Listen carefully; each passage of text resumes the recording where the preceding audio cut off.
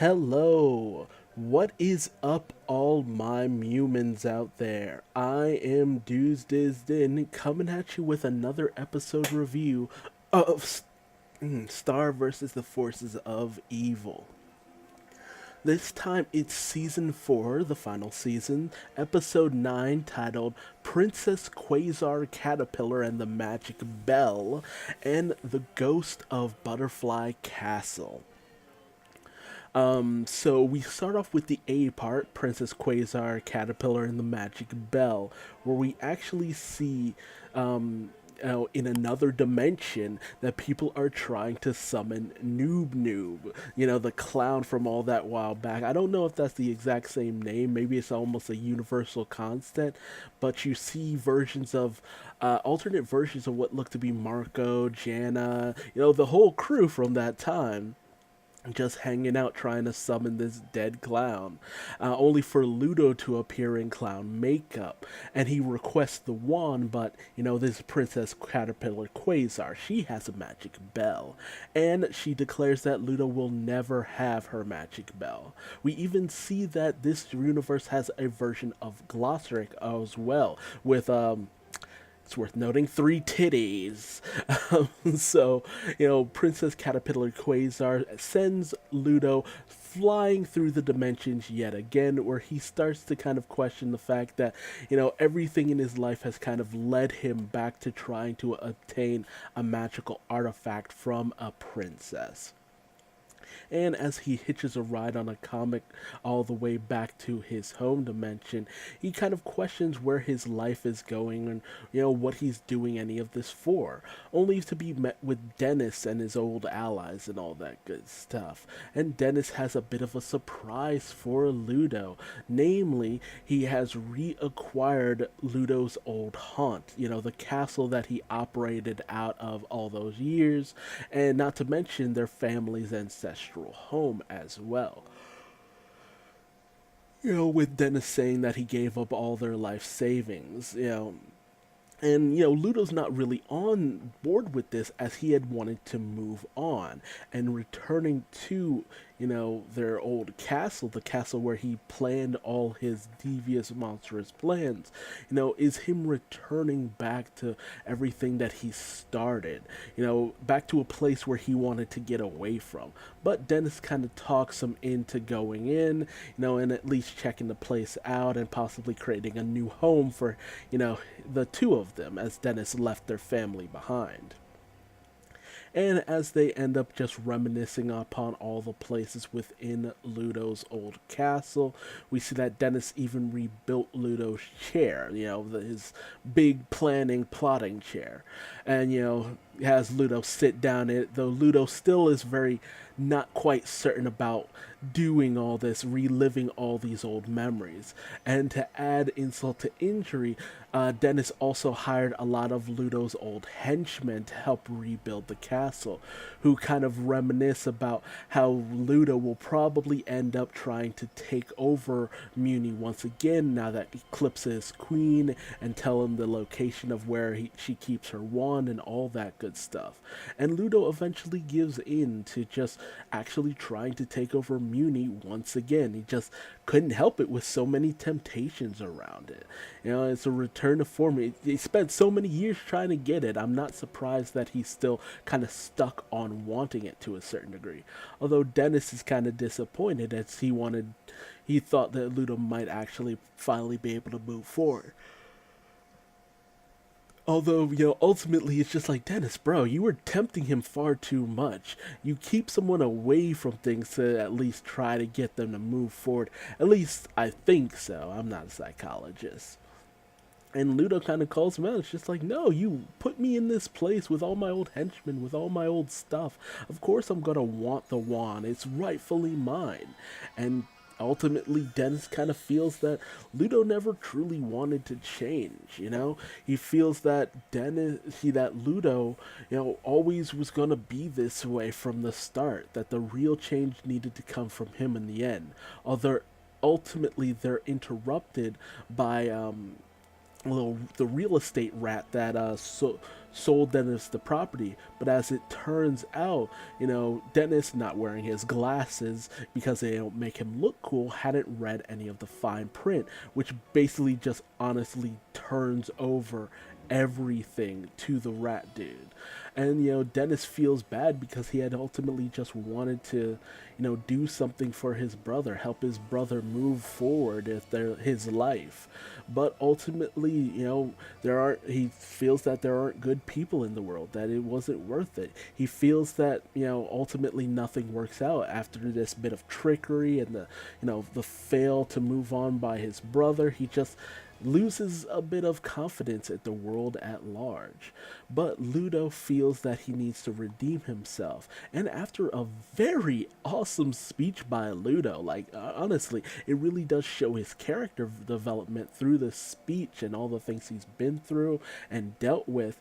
He ultimately captures the real estate rat and gets him to hand over the deed to the castle, saying that he'll do anything for his brother, showing that's the growth for Ludo, moving forward from a selfish desire to wanting to do everything he can to help someone he truly cares for.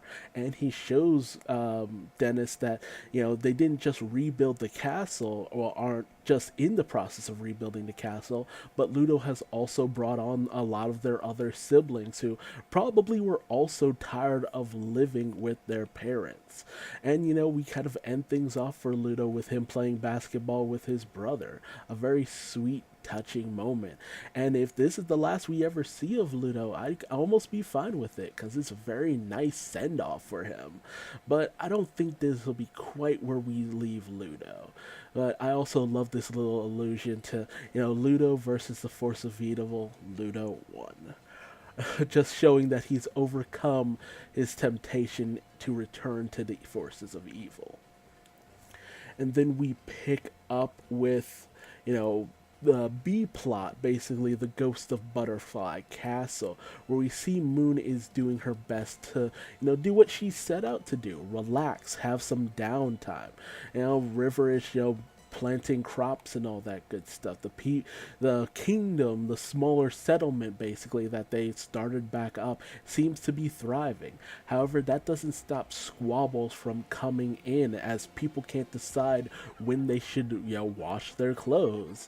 As there's a bit of a mix-up here, and it basically shows the ineptitude, honestly, of the Mumins, as she has to create this chart for them basically. And one of the villagers that call out Eclipse, they're saying like, man, Eclipse would never do anything like this for us. She just kind of left us to our own devices, which perplexes Moon, because it's just like, well, that seems very irresponsible. But then the Mumins admit that they never really went to Eclipse for any help with anything, feeling that all she truly cared for was Globgor. But it's just like, well, it's your own damn fault. She's supposed to be your leader. Go to her for guidance and see if it works out. You're basing everything you know about her off these, paltry past experiences that hold no real weight or ground to anything going on with you currently. It really just shows the small-mindedness of the Mumin population, though it feels a very topical reference. But they also talk about how much more confident they feel about Queen Moon and her leadership, and being glad that they're not near Muni Castle, Butterfly Castle, as they feel that the ruins are haunted, with a curse or a ghost or what have you. Although Moon, feels that, apparently they need more organization, as they start to talk about all these problems and issues going on with their society here. So Moon decides that she wants to go to Butterfly Castle to retrieve her day planner to get everyone organized for all the goings on for the kingdom. Though River is not quite down with her going, as he's worried about the curse or the ghost, whichever it is. He's not quite sure what's going on at Muni Castle. But Moon is undeterred, Moon the Undaunting, as she strikes forward to get her day planner. And as she arrives at the town around Butterfly Castle, she finds, honestly, the people there just in just squalor. Everything is just so broken down and terrible, honestly. They're living in a very shoddy environment and doing really shoddy, shady things. It really shows just how badly things have gotten.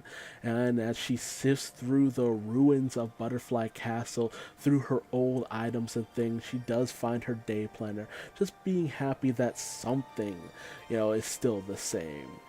But, she sees a faint glowing from deep within the castle. And as she goes in, she sees a lot of the portraits, the old portraits of the butterfly family line has been stitched together by an unknown person. And even finds a picture of her mother and her, which, brings back a lot of old memories for her. A lot of how she started her rule and happier times for her as a whole. She also ends up finding some crows with yada yada berries within their teeth, and she finds the ghost of Butterfly Castle, only for it to be revealed to be Mina Loveberry, who says she's been, pretending to haunt the grounds or even resorting to beating up people to keep Muni Castle, Butterfly Castle, from getting looted. And she wonders where, Moon's magic wand and her powers are. It's just like, why didn't you, blast me when you saw me at first? But Moon says she's left a lot of that behind. But Mina says that it's time for a return to form, even showing off the rule of the person that she, admired so much. I forget what her name was, but it was the monster Solana, the monster carver, I think it was, who Mina, how her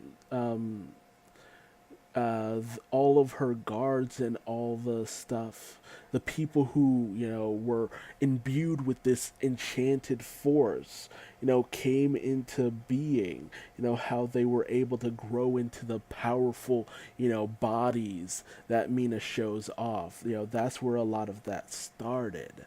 And, she reveals that she's been stitching together all these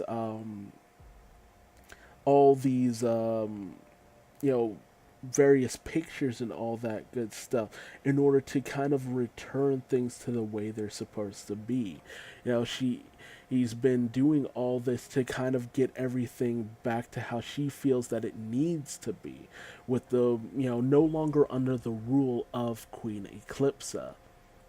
She even reveals to Moon where her little bit of a hideout for the most part is, where she's been kind of doing things on the DL, keeping everything, her attempts to eventually, return Mumini Castle to where it rightfully belongs. And that's namely, she's been the one trying to poison Eclipsa and, reclaim the throne for the butterfly family. However, Moon isn't quite okay with this. She feels that,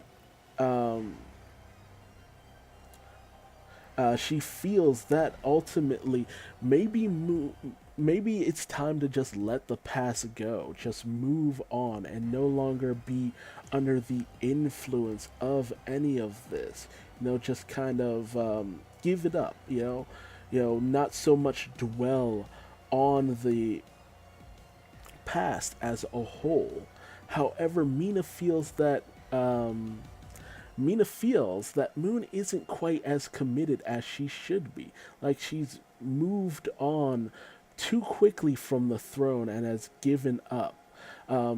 Solaria, the monster carver. She's given up the ways, given over to the enemy for the most part. And Mina is having none of it.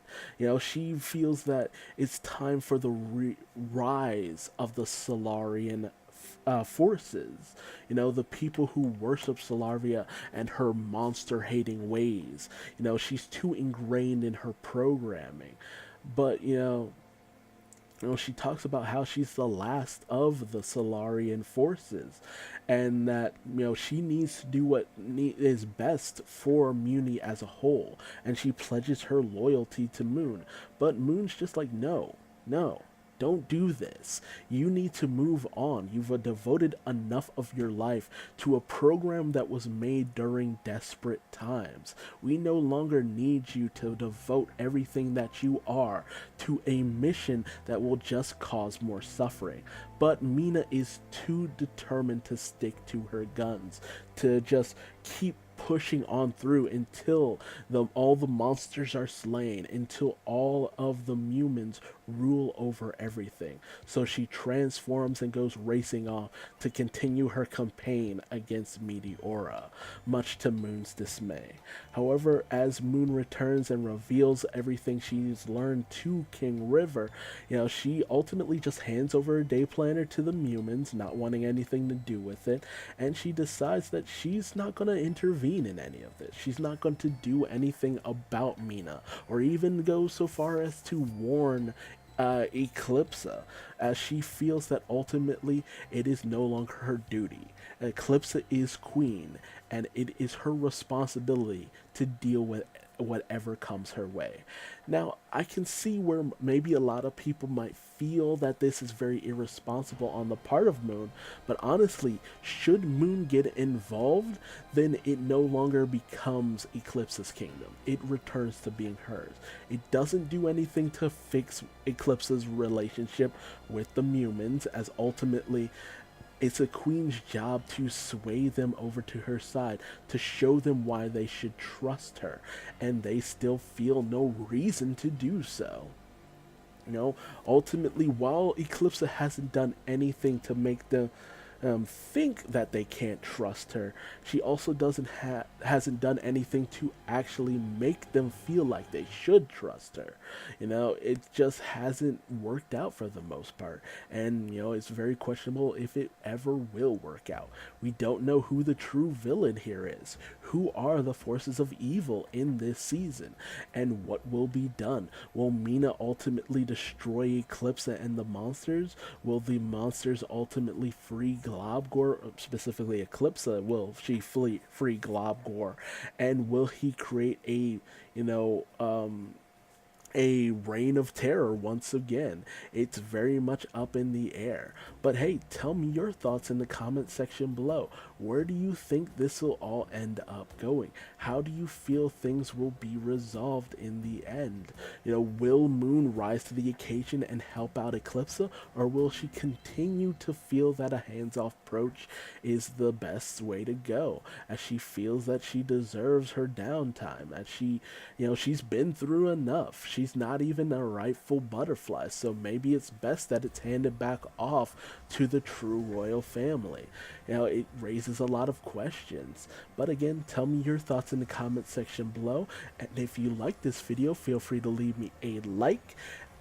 If you didn't, feel free to leave me a dislike and tell me what I did wrong in the comment section below so I might better myself for future videos.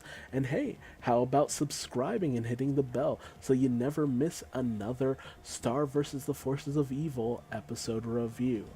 But until then, if you want to find me on any social media platforms, feel free to Google Duuz-Diz-Din. I'm everywhere. And remember, it's up to you.